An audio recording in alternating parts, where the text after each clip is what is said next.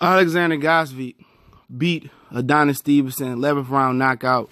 Let's talk about it. We back, Goodfella Sports TV. Y'all know what the business is. Your boy CJ Goodfella. Don't forget to smash the subscribe button, bell icon button. All right.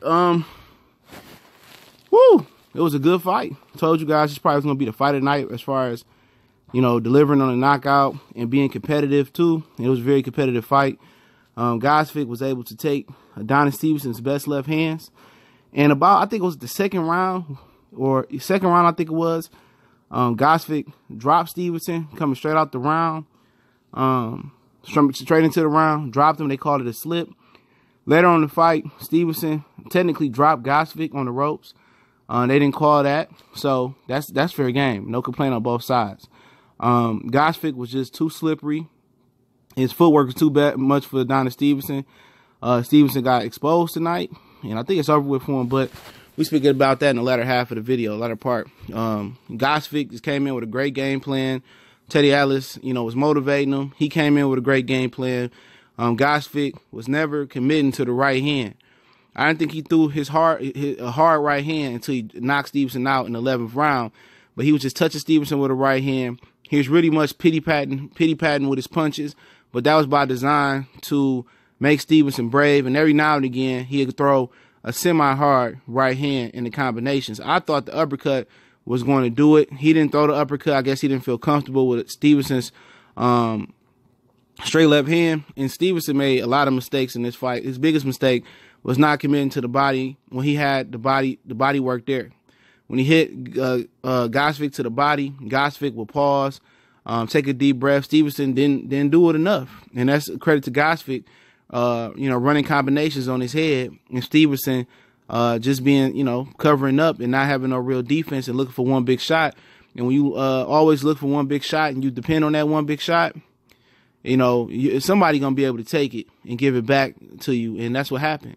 Oleksandr Gvozdyk took it and gave it back to him every time. Even when Stevenson technically dropped him when he got caught by the ropes, Gvozdyk came back and ran combinations upside Stevenson's head.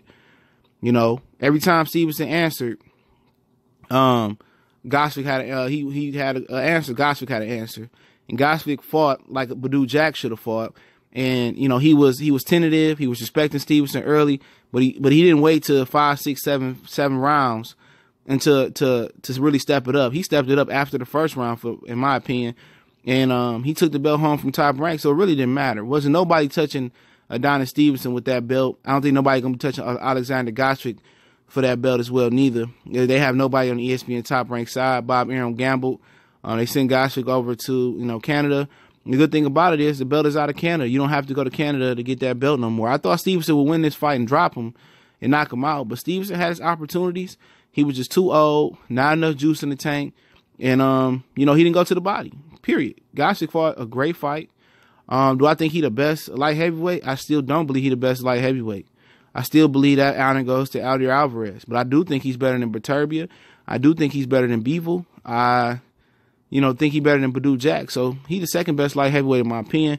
He beat the quote unquote lineal champion, but technically they stripped Adonis Stevenson of that lineal title for not fighting nobody. Now you see why he ducked Alvarez and why he ducked mandatories for the last 4 or 5 years.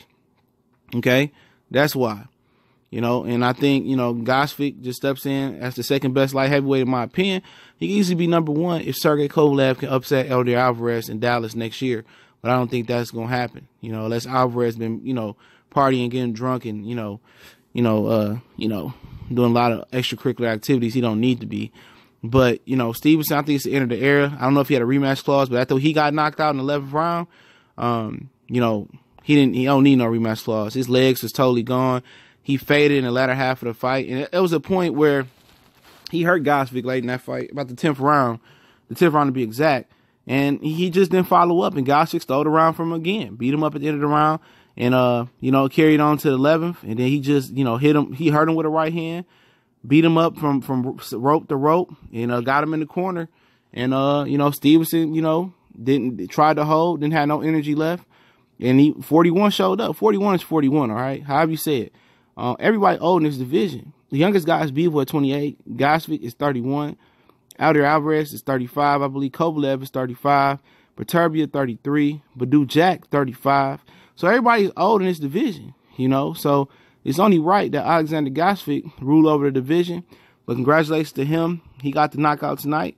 A brutal knockout. Like I said, I thought this would be the fight of the night. Let's see if Wilder and Fury can, or Kaufman, Ortiz, or Joe Joyce, Joe Hanks, or Jared Hurd Wilborn can top this fight. This was an excellent fight. It was free on YouTube. I watched it on Showtime. I have Showtime. But on to the Wilder Fury pay-per-view card. Y'all know what the business is. Goodfellas Sports TV.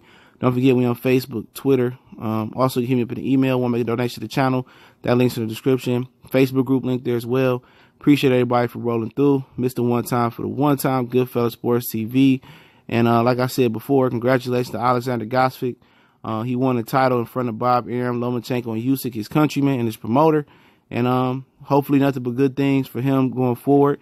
And hopefully he don't take the belt and hide out on top rank and fight the best available opponents. But he enjoys a couple voluntaries. But we gone.